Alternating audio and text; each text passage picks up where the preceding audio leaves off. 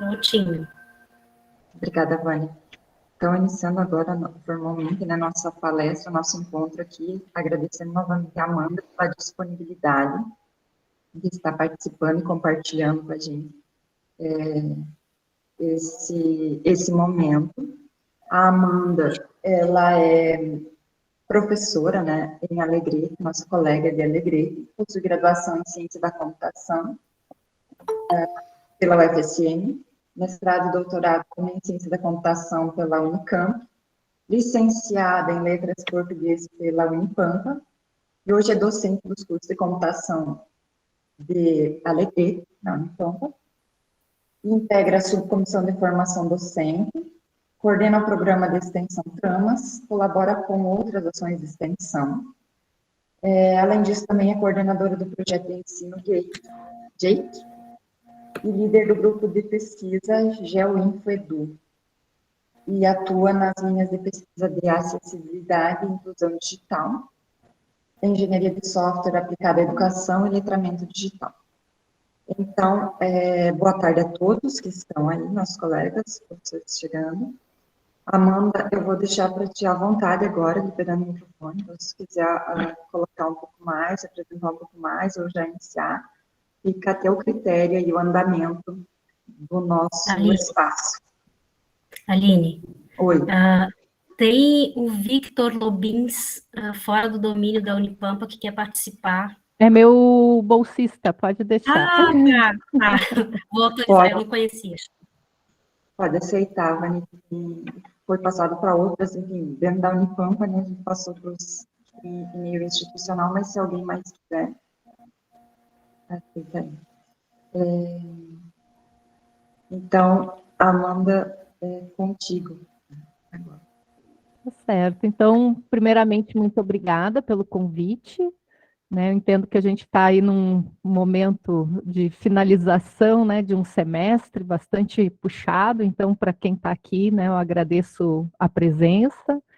Eu organizei a minha fala assim, mais como um compartilhamento de ideia, um relato, né, de experiências. Me senti desafiada, né, a pensar sobre o híbrido, porque sempre, há muito tempo, estou trabalhando com tecnologias educacionais, educação à distância, mas ainda não tinha parado para pensar no ensino híbrido como modalidade, né? E aí fui dar uma estudada e disse, tranquilo, estamos fazendo isso há muito tempo, né? Então, como é que como é que eu posso contribuir, assim, nesse momento para a gente pensar esse hibridismo, né, e o remoto, que, na verdade, estamos experimentando há bastante tempo mesmo, né, de muitos modos. Então, eu atuo aqui em Alegrete, né, como foi mencionado. Eu vou só falar algumas coisinhas que talvez ajudem a entender meu lugar de fala, né? A minha formação é em computação e desde a graduação, de algum modo, eu tenho um pezinho na educação, né? O meu TCC foi na área de ambientes virtuais de aprendizagem e também aqui mesmo na Unipampa, né, eu desempenhei o papel de coordenadora de educação à distância, há muitos anos atuo com formação de professores para uso das tecnologias educacionais, e quando me veio esse convite, né, no primeiro momento, um contato com o Campus Alegrete, eu sugeri a professora Cláudia Camerini, porque ela foi minha professora na área quando eu era estudante de letras, então fui estudante de letras na modalidade à distância e agora eu sou docente também, colaboradora desse curso, né? Então, como eu disse, a ideia aqui é compartilhar algumas experiências, começando por essa reflexão, né, do ensino presencial, ensino híbrido, educação à distância, de forma muito breve, só para contextualizar as ferramentas, né, que é o tópico da conversa hoje. A gente vai, então, focar no ensino híbrido, vamos conversar um pouquinho sobre os nossos ambientes virtuais de aprendizagem na Unipampa, né? Eu quero até saber de vocês o que vocês têm utilizado, as ferramentas também. Aí eu procurei a partir da minha experiência, né, ferramentas que eu utilizei ou como aluna ou como professora, eu fui vendo, gente, eu realmente uso muita coisa e devo ter esquecido de tantas outras, né? E aí a gente encerra rapidinho com uma avaliação do encontro.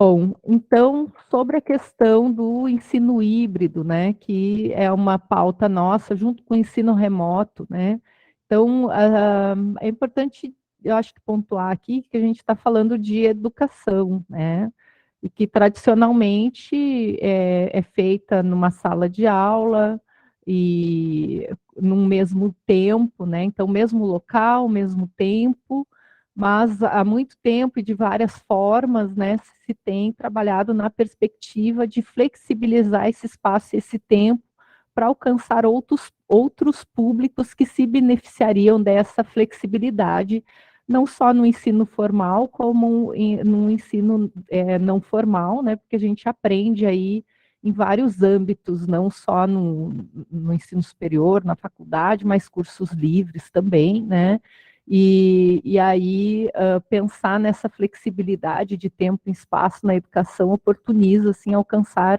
mais pessoas, né? Então, quando a gente fala em educação, a gente pode trabalhá-la, né, trabalhar o processo de ensino, trabalhar a aprendizagem de múltiplas formas, com apoio de vários meios aí, né, e pensando esse tempo e esse espaço, né, então professores e alunos em locais distintos, né, professor no local, alunos reunidos em outros, a questão do sincronismo, assincronismo, né, eu não posso, de repente, desenvolver uma atividade num dado tempo, mas posso em outro, né, que vai se aproximando aí da educação à distância, e vocês notem que nesse gráfico eu coloco ali 20% e 40%, que, claro, eu estou chamando a atenção para um aspecto mais formal no ensino superior, né, que se por um lado nós temos o ensino presencial e do outro a educação à distância, nós temos um movimento de inserção da educação à distância no presencial, né, que há um tempo atrás era os 20% de educação à distância, que hoje chegamos nos 40%, né, como uma possibilidade para os cursos de graduação presencial, né, e se a gente for também pensar para além dessas marcas, né, na instituição Unipampa, muito tempo é incentivado o uso dos ambientes virtuais de aprendizagem e, claro, que com o ensino remoto, né, com uma experiência bastante recente, nós precisamos muito rapidamente, querendo ou não querendo, nos adaptar, né, ao trabalho, assim, com a questão de repensar os espaços, né, mas no ensino remoto tinha bastante a questão do ensino de forma síncrona, no mesmo tempo, né, que alguns adotaram, outros flexibilizaram mais, menos, né. Então, assim, estamos falando de educação e de múltiplas possibilidades de configuração, que também acaba chegando aqui na questão do ensino formal, né? E eu coloquei alguns modelos, né, que disse sustentáveis e disruptivos que vêm aí da ideia do ensino híbrido, né? Então, na literatura fala-se em modos mais sistematizados de organização desse ensino híbrido, né? A rotação por estações dentro de uma sala de aula, trabalhando de modos diferentes, né, um determinado conteúdo, alternância entre sala de aula e laboratório de informática, onde no laboratório de informática se trabalharia online, a sala de aula invertida, né, onde o aluno estuda de forma mais autônoma, realiza alguns exercícios, mas faz a prática em sala de aula apoiada pelo professor, e outros modelos assim mais disruptivos, onde há uma customização, né, de acordo com o perfil e necessidade do estudante, enfim. Deixa eu passar adiante aqui. Então, uma coisa que é importante a gente colocar aqui é que o hibridismo é inerente à educação, né? Então, indo para além dessas tecnologias digitais que eu vou destacar aqui, a gente pode pensar, né, que esse movimento de trabalhar apartado ou junto, né, e com flexibilidade de tempo e espaço, isso não é uma novidade.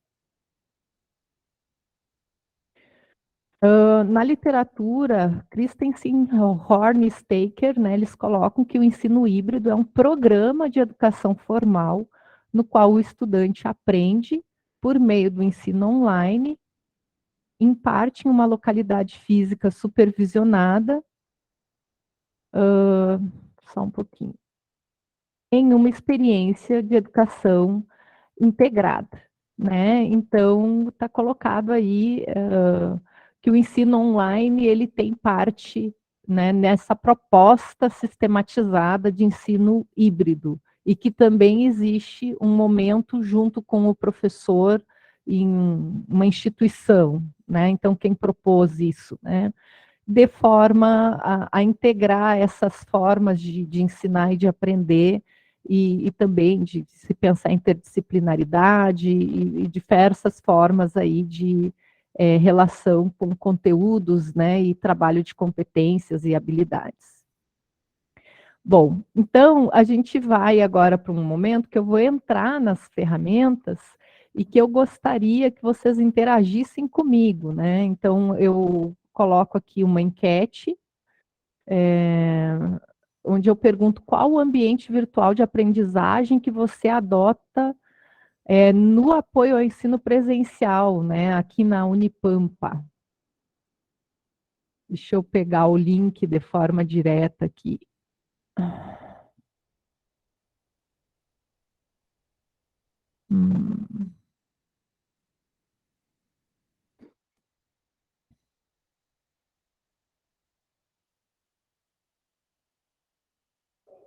Então, gostaria que vocês interagissem comigo nesse momento. Vou colocar o link aqui no chat também.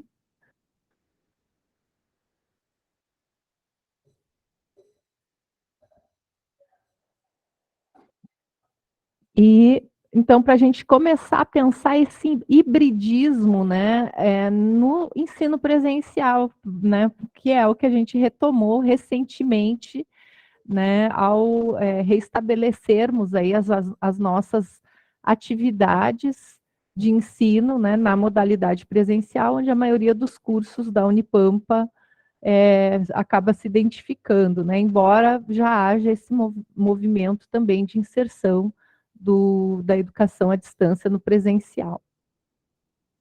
Tá? Então, vamos ver aqui, ó. Vou compartilhar uma guia com vocês, que já temos 7 respondentes, 8, ó, e todos estão indicando aqui o Google Sala de Aula, né? Interessante. Eu fiz uma pesquisa, então, mais para compartilhar um relato enquanto acontece aqui, né? A interação de vocês, é que eu fiz uma pesquisa com os alunos e a maioria ainda apontou o interesse pelo Moodle, né? Embora eles vejam bastante vantagem também do Google Sala de Aula em função da integração, por exemplo, com a agenda, né? Que durante o ensino remoto muitos reclamavam que acabavam perdendo prazos no Moodle porque não estava muito bem integrado com a agenda do Google, que a gente acabou tendo acesso, né, mais recentemente. Mas eu também acho que tem a ver com essa experiência pregressa antes do ensino remoto, né, de que o Moodle ele era o nosso ambiente institucional e continua sendo, né? Então, essa familiaridade também ajuda nessa escolha, no fim das contas. Eu vou passar adiante aqui.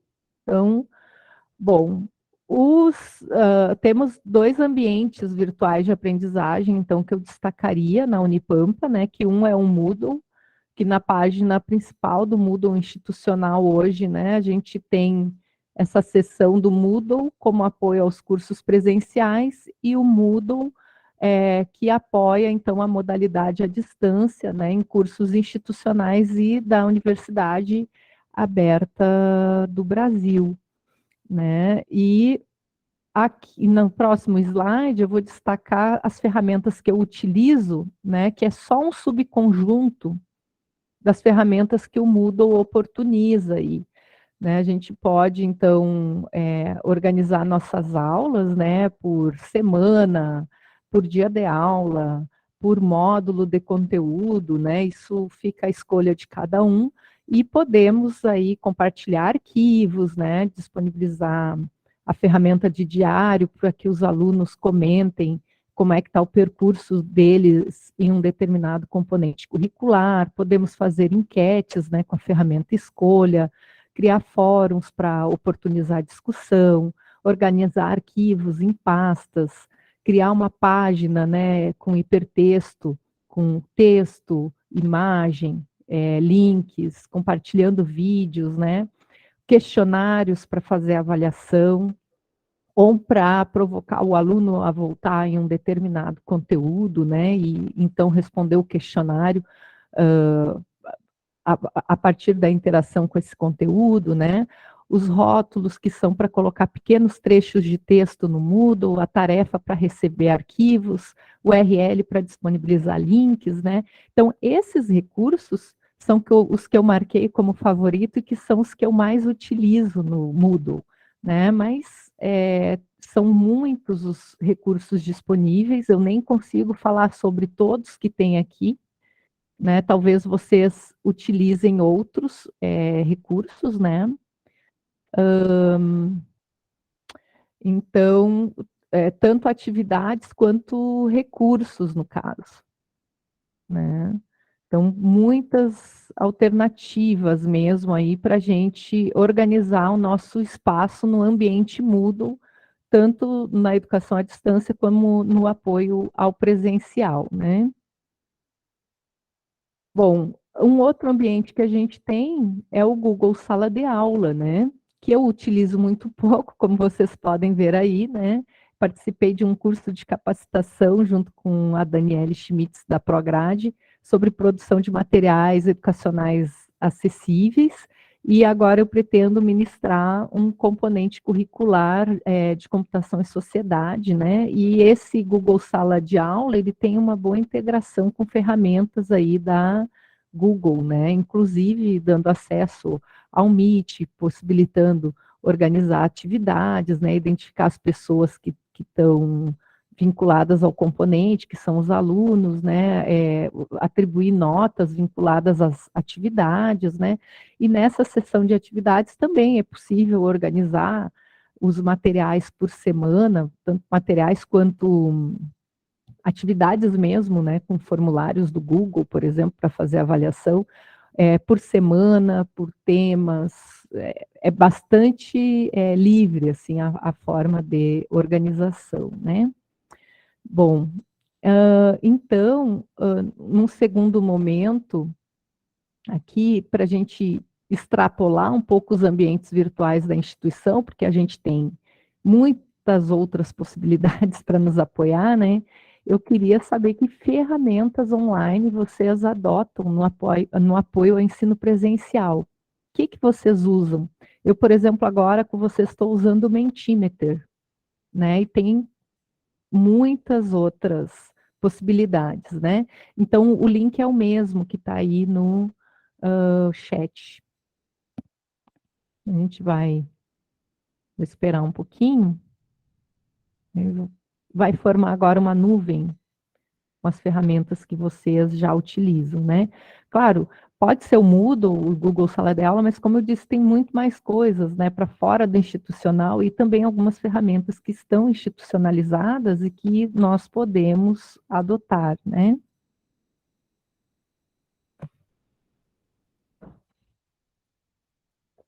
Deixa eu ver aqui. Ó, tá aparecendo alguma coisa. Um Mentimeter apareceu aqui. Esperar mais um pouquinho. Ok. Muito bem. Então, tem algumas ferramentas aí que estão indicadas que eu utilizo mais, outras menos, né?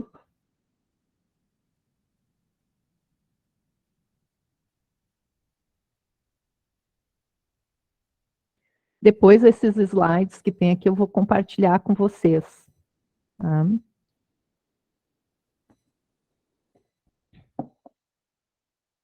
Ok. Esperar mais um pouquinho.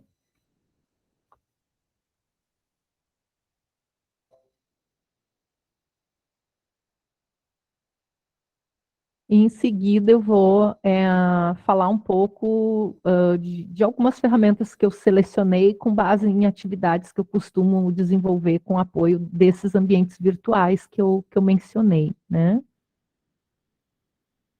Uhum. Ah, olha só, esqueci de mencionar o WhatsApp, a gente usa bastante, né? Mas hoje tem o Google Chat, que é uma ferramenta institucional aí de bate-papo, eu acredito que eu tenha mencionado ela ali. Ok. Então, eu vou agora adiante aqui na apresentação, né?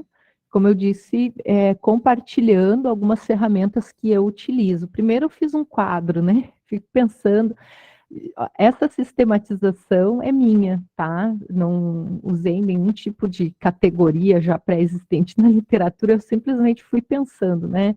Que tem um primeiro momento, por exemplo, que eu realizo avaliação diagnóstica com os meus alunos, e para fazê-lo, uma das ferramentas que eu adoto é o questionário do Moodle, mas também poderia usar o formulário do Google, né?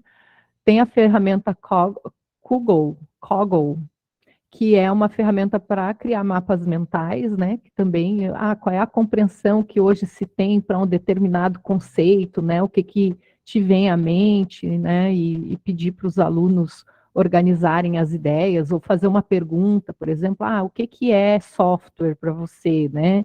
E ver o que esse aluno organiza de ideias.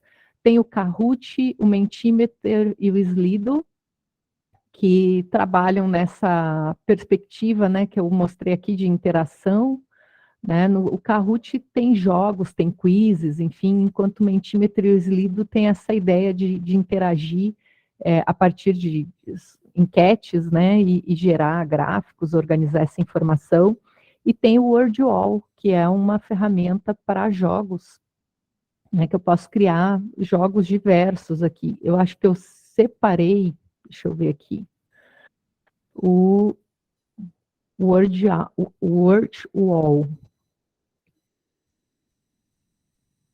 Pedindo aqui compartilhar a guia, só para mostrar um exemplo. Recentemente eu ministrei a disciplina de acessibilidade e inclusão digital e queria trabalhar o uso dos termos com os alunos, né? A adequação dos termos, aí eu fiz um joguinho. Aqui.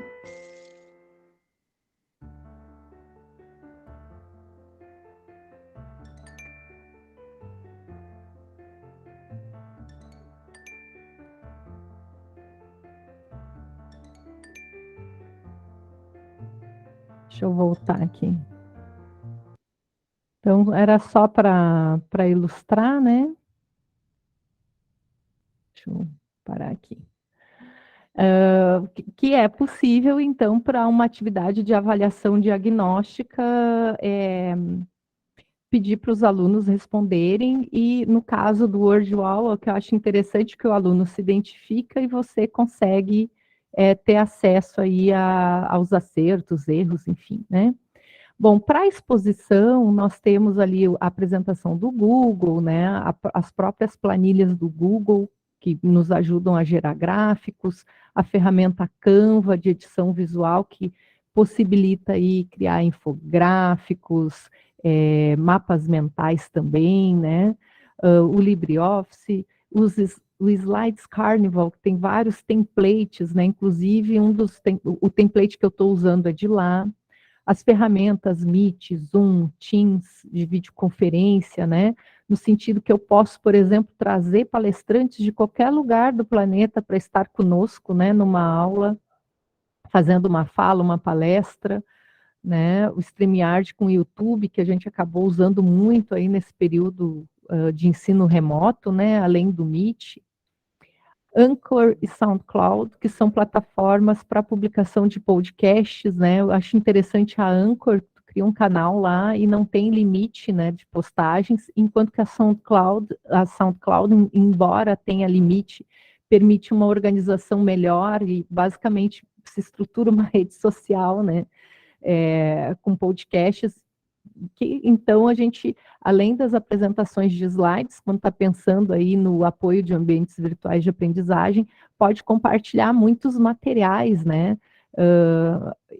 e, enfim, e expor de várias formas. Bom, as que eu estou mencionando aqui, ou elas são gratuitas, ou tem algum plano gratuito que pode ser restrito. Por exemplo, a WordWall, tu consegue programar 5 jogos, mas que isso você tem que pagar, né?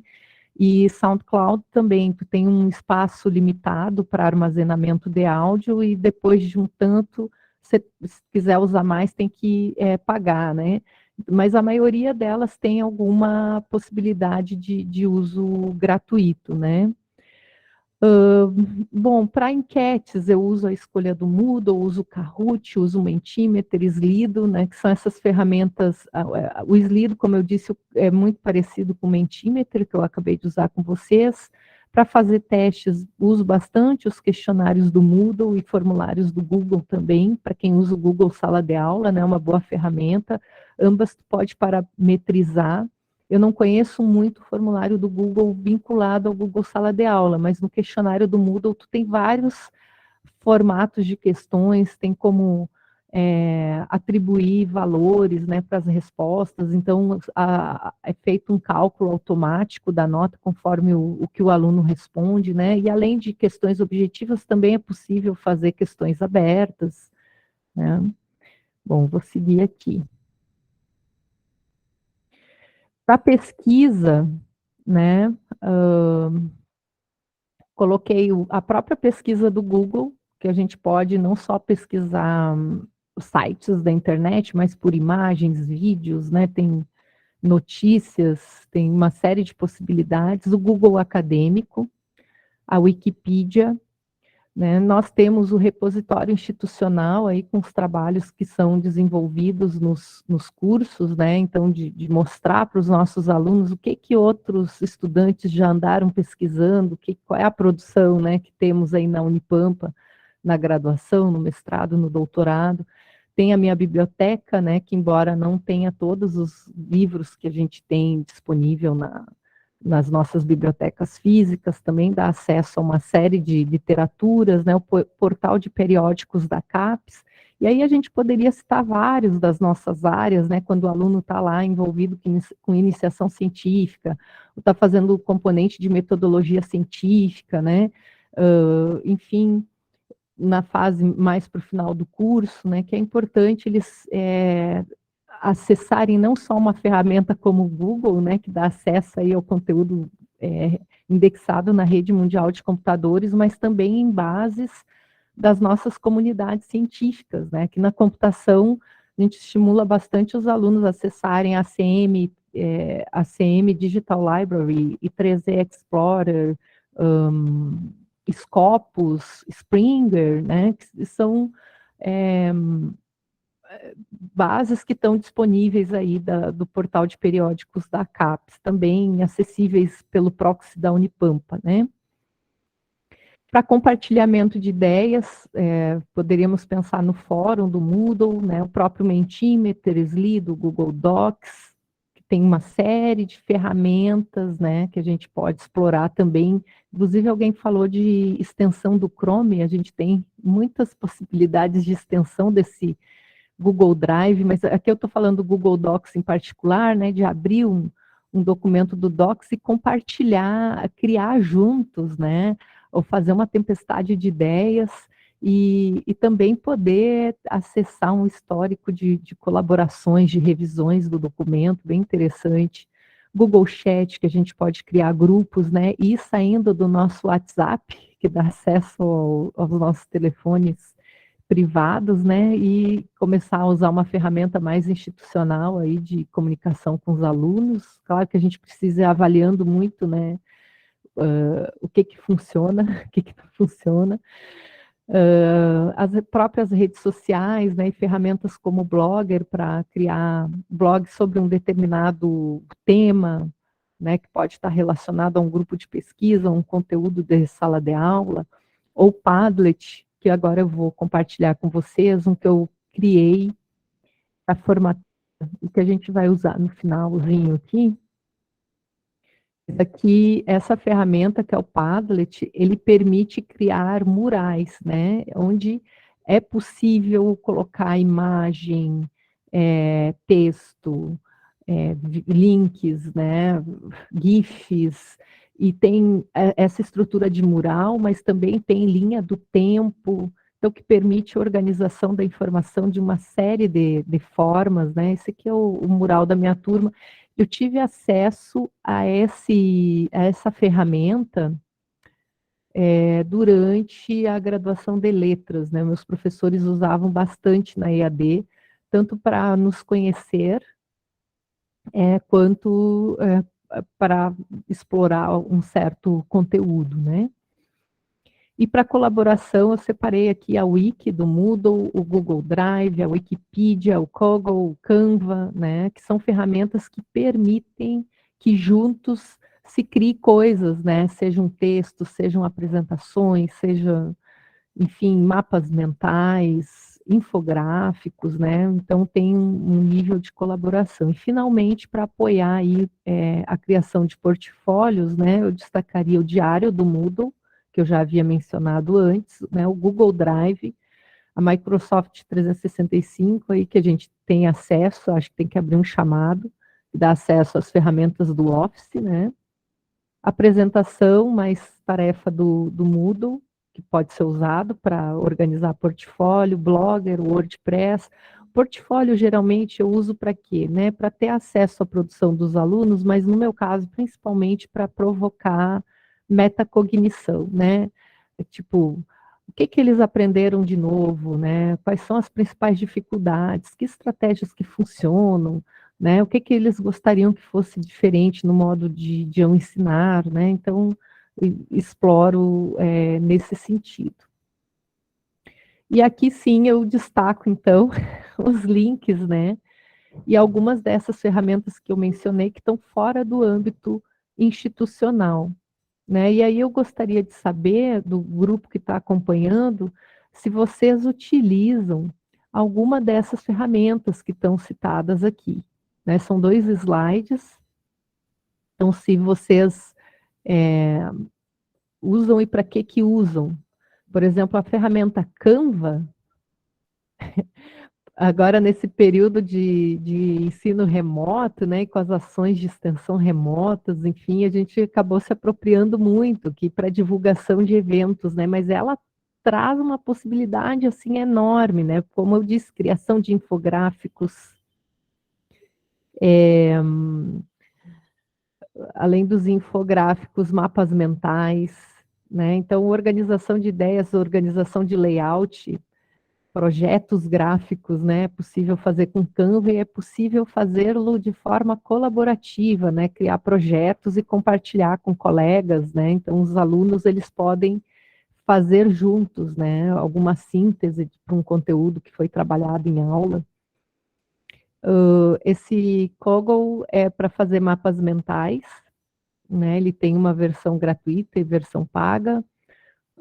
O Kahoot, como eu mencionei, né, para criar jogos, para dar uma gamificada na aula, fazer questionários. O Mentimeter e o Slido, essas enquetes, né, tipo essas que a gente trabalhou agora, em vários formatos, né, pode ser na forma de perguntas com múltipla escolha, nuvens de tags, né, questões abertas, e com várias formas de organização das respostas. WordWall, que eu mencionei para jogos. Slides Carnival ajuda aí com os templates de apresentação de slides. Deixa eu ver aqui. Anchor e SoundCloud, que são plataformas de podcast, né, que eu mencionei, assim como o Blogger e o WordPress, são plataformas aí para publicação de conteúdo, e de poder fazer comentário, interagir com esse conteúdo, e o Padlet, né, que eu apresentei para vocês, a ideia lá dos murals. Então, são essas, assim, algumas ferramentas, né, que a gente pode usar para apoiar o ensino presencial e também para desenvolver ações à distância, tranquilamente, né, em cursos à distância, né? Então, assim, eu fiz de uma forma bastante breve para que a gente possa trocar, né? Eu gostaria de trabalhar a partir das questões de vocês, eu posso tentar compartilhar alguma coisa, e aí a gente segue conversando, tá? E peço a colaboração de vocês aí avaliando, usando a ferramenta Padlet, então, o que que vocês acharam, né, da exposição que foi feita agora e dos conteúdos, enfim, que eu compartilhei com vocês, né, das ferramentas. Obrigada, gente.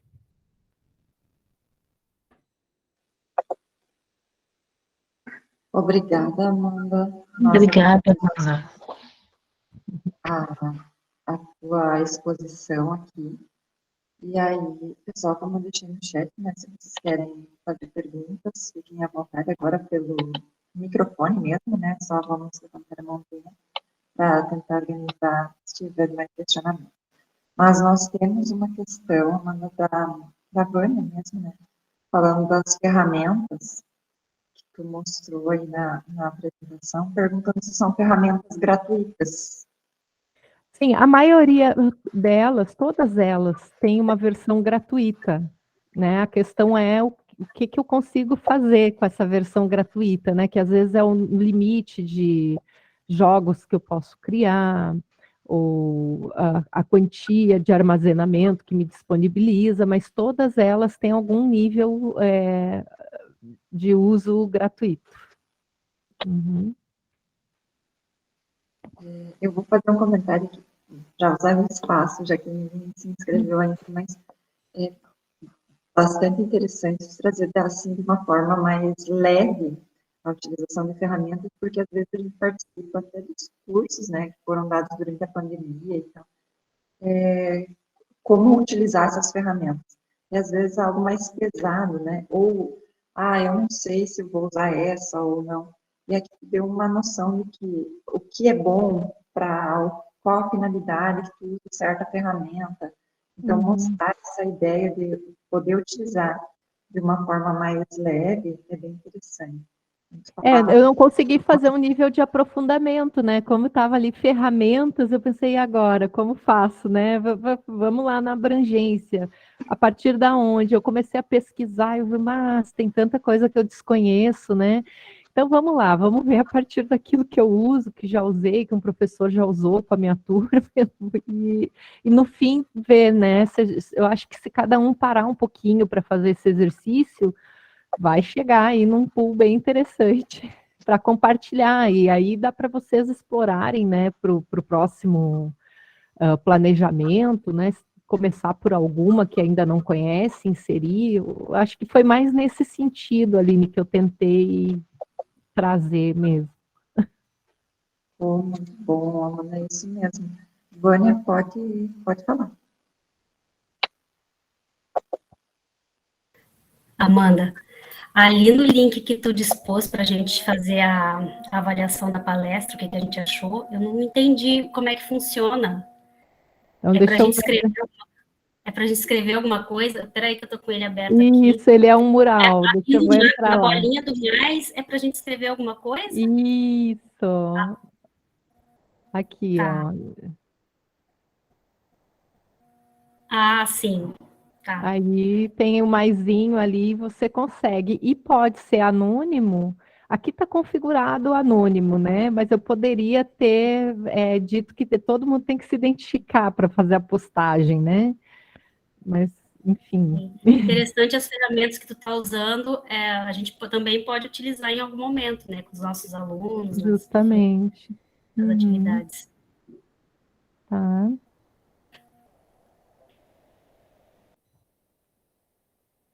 E tem duas referências, assim, como eu disse, eu estudei, né? Eu fui, vamos lá, vamos ver. E, claro, eu usei a minha área de computação, então eu fui lá no Sol, que é um repositório que a gente tem das conferências, né, da área de computação, para ver como é que o pessoal estava vendo o ensino híbrido. E num dos artigos fazem menção ao Christensen, Horn e Staker, e é lá de 2013, então já são quase 10 anos, né? E daí que ele traz aquela ideia da sala de aula invertida, faz toda uma discussão também sobre inovação, né? É uma perspectiva um pouco diferente do que eu estou acostumada a ler na educação, mas enfim, achei, eles trazem esse conceito do híbrido, né?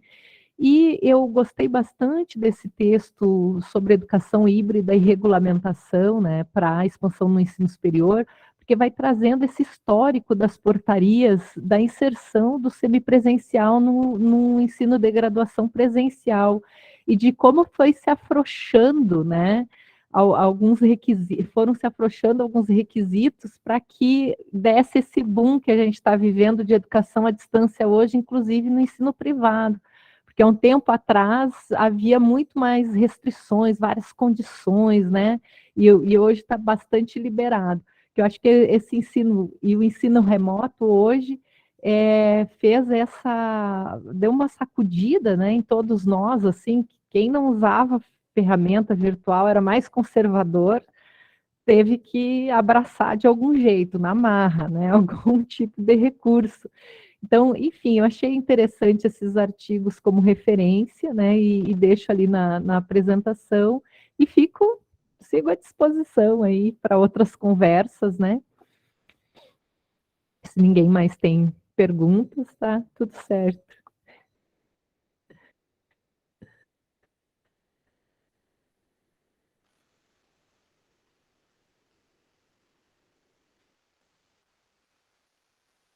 Questionamento mais. Fala você. Não, pô, muito obrigado, Amanda. Foi uma boa oportunidade. Eu nunca tinha usado o Padlet. E assim, eu vou tentando descobrir mais. Obrigado. Vamos lá. Eu tenho que sair agora, tá? Que ótimo te ver, ainda que por aqui. Com certeza, não, mas agora já me acostumei, assim, que essa é a modernidade, né? Essa é o nosso real, por enquanto é assim, tá ótimo. Melhor do que nada, né, Amanda? É isso aí. Bom, obrigado. Beijo, obrigada, obrigada, pessoal. Só lembrando que o link de presença está ali, tá no chat, para certificados. E reforçando, eu coloquei ali no chat, mas reforçar que os professores que tenham ideias de temas para mandar por e-mail para a subcomissão, para a gente já ir planejando as próximas atividades.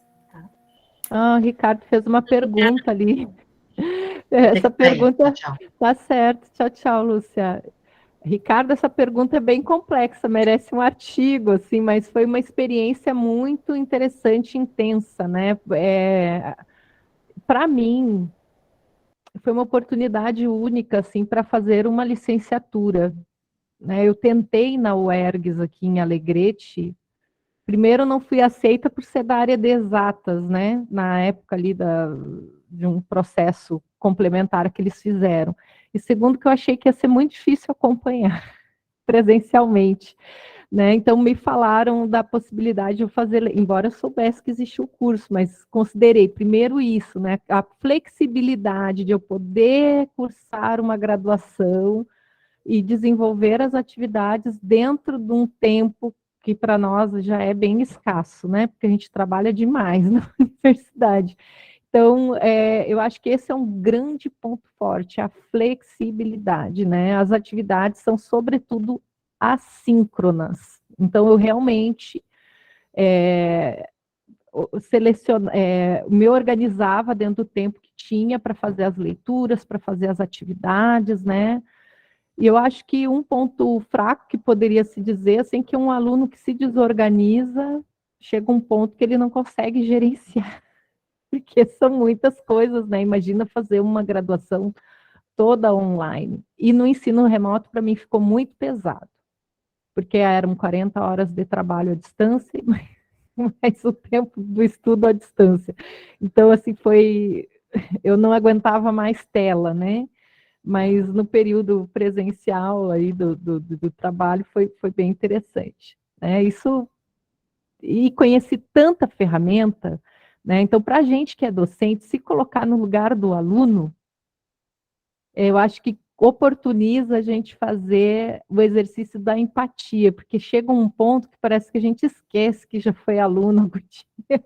Então, ser estudante de graduação de novo nos oportuniza nos colocarmos no lugar dos estudantes, né? E na hora de pensar as atividades e fazendo esse exercício. Eu acho que isso, para mim, foi muito positivo, e ter professores excepcionais, né? Apesar de todos os desafios da educação à distância na Unipampa ainda. Eu acho que dá para melhorar bastante. Eu tive um enorme aprendizado, assim, para mim foi bem positivo. Tá? Sei, eu acho que é isso. Né?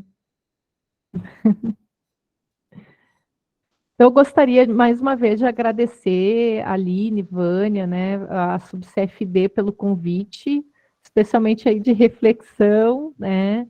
Gostaria de desejar para vocês, assim, um bom descanso, que está todo mundo precisando, né, de uns dias aí para dar uma desacelerada. E é isso, estou à disposição para outras conversas, tá? Certo, Amanda, nós agradecemos muito a sua disponibilidade, ainda mais no final de semestre, né? Por vir aqui compartilhar com a gente essas suas experiências.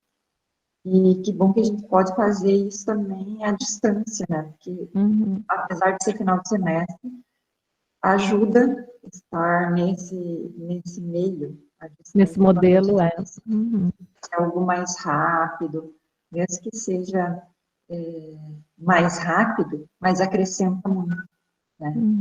Deixou aí várias opções, foi, para mim, principalmente, né, ou pessoalmente, eu acho que disponibilizar e comentar sobre ferramentas que tu já teve experiência e outras que a gente pode ter ou usar, né, junto com o ensino presencial, ajuda bastante. Então, eu quero finalizar, né, o pessoal que está dando já, obrigado, boa noite, né, todos. Boa noite a todos, pessoal, bom resto de semana, né, que a gente tem aí. Obrigada, Amanda. Nós finalizamos o nosso evento, palestra hoje, né, e contamos com todos os próximos. Até Tchau, mais. tchau. Tchau, obrigada, Amanda. De nada, Tchau. até. Até. Interromper a gravação. Então, tá, né, pode finalizar.